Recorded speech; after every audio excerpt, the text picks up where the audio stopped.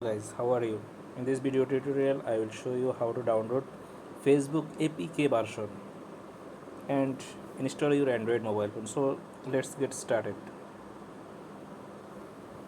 So first of all, I go to my Chrome browser and go to google.com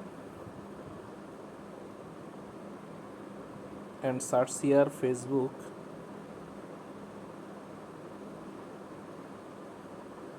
Facebook APK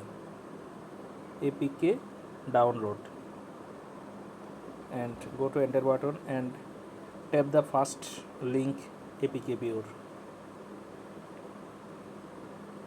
and scroll down and tap the Facebook download APK and again download APK 51 MB. So it is processing and tap the download anyway. So Facebook is downloading. After downloading I will install it easy way in my mobile phone. So thank you guys for watching this video. Take care and bye for now.